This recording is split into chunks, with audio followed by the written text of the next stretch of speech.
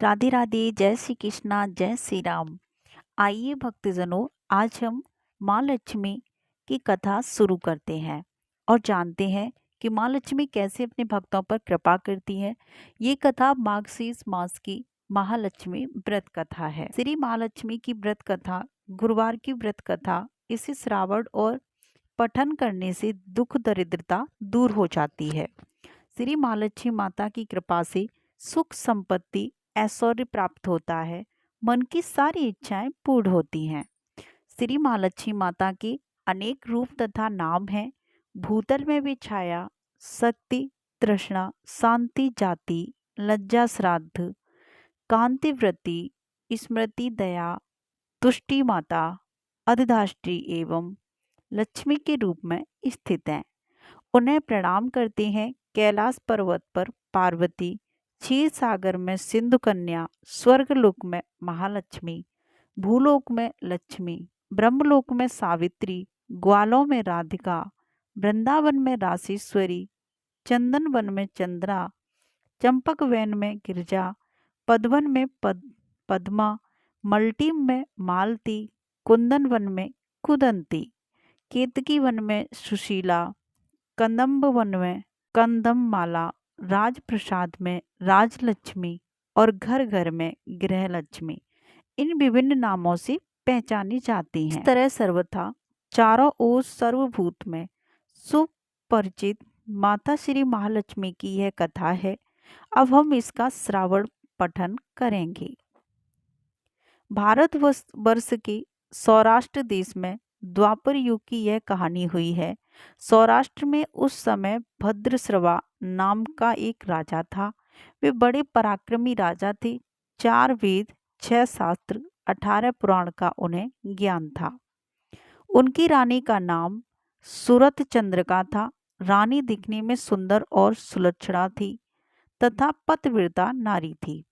उन दोनों को 7 पुत्र तथा उसके बाद एक कन्या का वरदान मिला था। कन्या का नाम सयामा बाला था। एक बार महालक्ष्मी जी के मन में आया कि जाकर उस राजा की राजप्रसाद में रहें। इससे राजा को दुगनी धन दौलत की प्राप्ति होगी और वह इस धन दौलत से अपनी प्रजा को और सुख दे पाएगा। गरीब के घर अगर रहे और उसे धन दौलत प्राप्त हो तो वो स्वार्थी की तरह केवल अपने ऊपर ही खर्च करेगा। यह सोचकर श्री महालक्ष्मी जी ने बूढ़ी ब्राह्मण स्त्री का रूप धारण किया। हाथ में लाठी ली। लाठी के सहारे रानी के द्वार तक पहुंची। यद्यपि उन्होंने बूढ़ी औरत का रूप धारण किया था, पर उनके चेहरे पर देवी का तेज था। उन्हें देखते ही एक दासी सामने आई। उसने इनका नाम धाम काम धर्म पूछ डाला। वृद्ध ब्राह्मण का रूप धारित माता लक्ष्मी ने कहा, बालके, मेरा नाम कमला है। मेरे पति का नाम भुवनेश है। हम द्वारका में रहते हैं। तुम्हारी रानी पिछले जन्म में एक वैश्य की पत्नी थी। वो वैश्य गरीब था। दरिद्रता के कारण हर रोज घर में झगड़े होते थे तथा उसका पति रोज उसे मारता था। इन बातों से तंग आकर वह घर छोड़कर चली गई तथा वन जंगल में खाली पेट भटकने लगी। उसकी इस दुर्दशा पर मुझे दया आई। तब मैंने उसे सुख संपत्ति देने वाली श्री महालक्ष्मी की कथा सुनाई। मेरे कहने पर उसने श्री महालक्ष्मी का व्रत किया। श्री महालक्ष्मी प्रसन्न हुई। उसकी गरीबी दूर हुई। उसका घर संसार दौलत संपत्ति से भर गया। बाद में पति पत्नी दोनों परलोक सिधारे। लक्ष्मी व्रत करने के कारण वे लक्ष्मी लोक में रहे। उन्होंने जितने साल महालक्ष्मी का व्रत किया उतने हजारों साल उन्हें सुख भोग मिला। इस जन्म में उसका जन्म राजघराने में हुआ है, परंतु वो श्री महालक्ष्मी का व्रत करना भूल गई है। उसे यह याद दिलाने में यहाँ आई हूँ। बुढ़िया की बातें सुनकर दासी ने उन्हें प्रणाम किया तथा श्री महालक्ष्मी का व्रत किस तरह किया जाए इस बारे में पूछा। बुढ़िया रूप धारण किए हुए श्री महालक्ष्मी माता ने दासी को पूछा कि विधि तथा महिमा बताई। इसके बाद वह दासी माता को प्रणाम कर रानी को बताने अंदर चली गई। राजवैभव में रहते हुए रानी को अपने ऐश्वर्य का बहुत घमंड हुआ था। संपत्ति तथा अधिकार की वजह से वह उन्नत हो गई थी। दासी द्वारा बताई गई बुढ़िया की बातें सुनकर वह आग बबूला होकर राज द्वार पर आकर बुढ़िया रूपी श्री महालक्ष्मी पर बरस पड़ी। उसे ये मालूम नहीं था कि महालक्ष्मी माता बुढ़िया का रूप धारण किए हैं। वो द्वार पर आई थी, परंतु रानी का इस कदर रुख बर्ताव तथा अपना अनादर देखकर माता ने वहां ठहरना ठीक न समझा। वे वहां से चल पड़ी। राह में उन्हें राजकुमारी सयामबाला मिली। उन्होंने सयामबाला को सारी बात बताई। सयामबाला ने अपनी ओर से श्री महालक्ष्मी माता से क्षमा मांगी। माता को उस पर दया आई।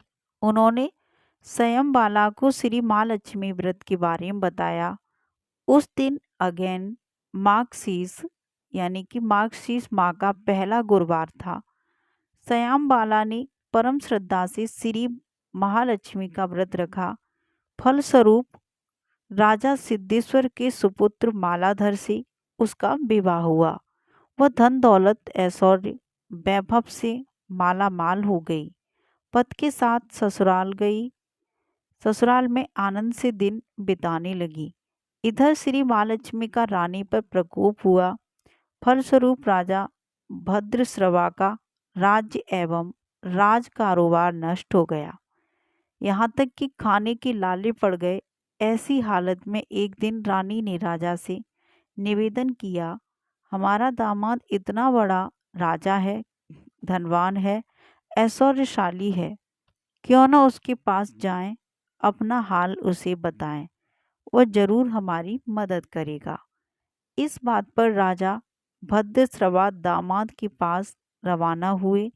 राज्य में पहुंचकर एक तालाब के किनारे थोड़ी देर विश्राम लेने के लिए ठहरे। तालाब से पानी लेने आते जाते दसियों ने उन्हें देखा। उन्होंने विनम्रता से उनकी पूछताछ की। जब उन्हें यह मालूम हुआ कि वे रानी श्यामबाला के पिता हैं, तो दौड़ते हुए जाकर उन्होंने रानी को सारी बात बताई। रानी ने दासी के हाथ राज परिधान भेजकर बड़े ठाट से उनका स्वागत तथा आदर सत्कार किया, खान पान करवाया।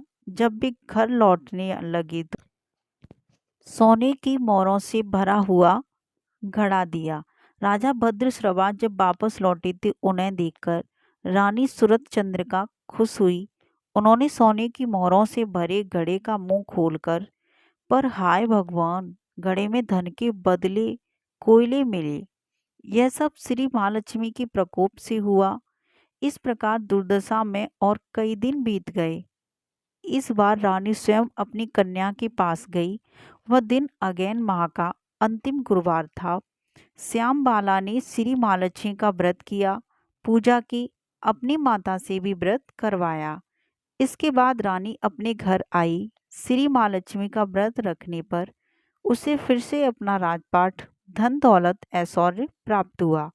वह फिर से सुख शांति आनंदमय जीवन बिताने लगी। कुछ दिन बाद राजकन्या श्यामबाला अपने पिता के घर आई। उसे अपने घर देखकर सूरत चंद्रिका को पुरानी बातें याद आईं।